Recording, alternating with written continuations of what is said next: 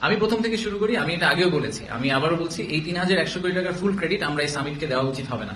এই সামিটের আগে অনেক কাজ করে এই ৩,০০০ কোটি টাকাতে ১০০ কোটি টাকাতে আনা হয়েছে। পৃথিবীর কোনো মানুষ, কোনো ইনভেস্টার কোনোদিন একটা সামিটে এসে আবেগপ্রবণ হয়ে হঠাৎ করে ১০০ কোটি টাকার একটা চেক লিখে ফেলে না। যারা এই ইন্ডাস্ট্রিতে কাজ করেন তারা এই জিনিসটা খুব ভালো করে জানেন। সো যারা সামিটের সাফল্যকে কত টাকা ওই সামিটের ৪ দিনে ইনভেস্টমেন্ট হলো এটার উপর বেস করে ক্যালকুলেট করতে চান, তাদেরকে আমার এটা just personal note of advice যে এইটার উপর বেস করে আসলে সামিটের সাফল্যটা আপনারা প্লিজ ক্যালকুলেট করবেন না। আমি পার্সোনালি মনে করি যে সামিটের আমাদের মূল যে উদ্দেশ্যটা ছিল, হ্যাঁ, যে সেটা হচ্ছে যে বিদেশিদের কাছে বাংলাদেশের যে পারসেপশন, সেই পারসেপশনটাকে আমরা চেঞ্জ করতে পারি কিনা। তারা যখন বাংলাদেশে আসে, আমরা এটা আগেও বলেছি যে বিদেশিরা যখন বাংলাদেশে একবার ফিজিক্যালি আসে, তারা বাংলাদেশ নিয়ে যে ধারণাটা নিয়ে ফেরত যান, ওনারা যখন গুগল সার্চ করেন ওনারা ওই একই ধারণাটা পান না। ওনারা যে ধারণাটা নিয়ে এখন ফেরত যাবেন, ওনারা ফেরত যাওয়ার পরে যখন ওনারা ওনাদের বন্ধু বান্ধব, ওনাদের কলিগদেরকে বলবেন যে না, আমি বাংলাদেশে ৪ দিন ঘুরে আসলাম, আমি দেখলাম যে আসলে বাংলাদেশ নিয়ে আমরা গুগল সার্চ করে যা দেখছি সেটা আসলে ট্রু না। প্রথম ২ দিন আমরা ওনাদেরকে কি করেছি, ৭-৮ তারিখে ওনাদেরকে আমরা বাংলাদেশ ঘুরিয়ে দেখেছি যে বাংলাদেশে ফ্যাক্টরি করতে হলে ওই প্র্যাকটিক্যালি ওই জায়গাটা দেখতে কিরকম। ৯ তারিখ সকালে আমরা ওনাদেরকে আমাদের ভিশনটা দেওয়ার চেষ্টা করেছি, আমরা কোথায় আছি, কোথায় যাওয়ার চেষ্টা করছি। আর ৯ তারিখ বিকাল এবং ১০ তারিখে আমরা সারাদিন ওনাদেরকে বিজনেস টু বিজনেস বিভিন্ন ধরনের মিটিং করার সুযোগ দিয়েছি, বিভিন্ন প্রশ্ন করার সুযোগ দিয়েছি।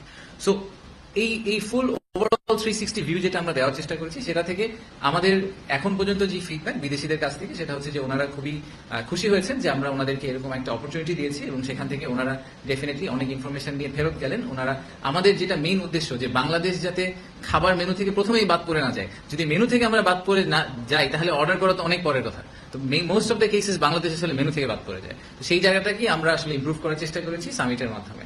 আর দ্বিতীয়ত হচ্ছে যে আমি আরেকটা কথা ডেফিনেটলি বলতে চাই, সেটা হচ্ছে যে আমার প্রেজেন্টেশন নিয়ে অনেক কথাবার্তা হয়েছে। অনেককে ধন্যবাদ, সোশ্যাল মিডিয়াতে যারা প্রশংসা করেছেন, আমাকে ধন্যবাদ জানিয়েছেন।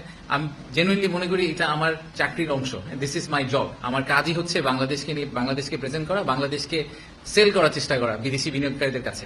তো সেল করার চেষ্টা করাটার জন্য এটা আলাদা প্রশংসা কিছু নাই। যে বিরাট চেয়ারম্যান হবেন ভবিষ্যতে, ওনাদের এক্স্যাক্টলি এই এক্সিকিউশনটাই করতে হবে, এটাই ওনার কাজ। সো এটার জন্য আলাদা করে বলার কিছু নাই। আর এই প্রেজেন্টেশন বানানো বলেন, ফুল প্রোগ্রামটা অর্গানাইজ করার পিছিয়ে অনেক মানুষ একসাথে কাজ করেছেন। সো ক্রেডিটটা আসলে সবার একসাথে প্রাপ্য। আমি আবারও একটু সামারাইজ করি যে আমাদের সামিটের সফট যেই উদ্দেশ্যটা ছিল, যেটা কোয়ালিটেটিভ এন্ড যেটা প্রবাবলি দি মোস্ট ইম্পর্টেন্ট উদ্দেশ্য, সেটা হচ্ছে যে তাদের পারসেপশনটা চেঞ্জ করা। আমরা একই সাথে সংস্কারের কাজ করব, একই সাথে আমরা বিনিয়োগ ব্যবস্থার উন্নতি করার চেষ্টা করব, বাট একই সাথে আমাদের একটা পাইপলাইন বিল্ড করতে হবে। কারণ এই ইনভেস্টার ১২ মাস পরে যদি বাংলাদেশে ইনভেস্ট করার ডিসিশনটা নিবেন, ততদিনে হয়তো আমরা ইনভেস্টমেন্টের সিচুয়েশনটা ইমপ্রুভ করে ফেলতে পারবো আগামী ১২ মাসে। কিন্তু আমরা যদি এখন বলি যে ভাই না, আমার তো ইনভেস্টমেন্টের অবস্থা ভালো না, আপনি ১২ মাস পরে আমার সাথে কথা বলেন, আমি এখন আপনার সাথে কথা বলতে চাই, একটু ওয়েট করেন। আমরা সামিট এখন কেন করলাম, এই কোয়েশ্চেনটা যদি আপনাদের ক্ল্যারিটি চান, সেই ক্ল্যারিটি আমি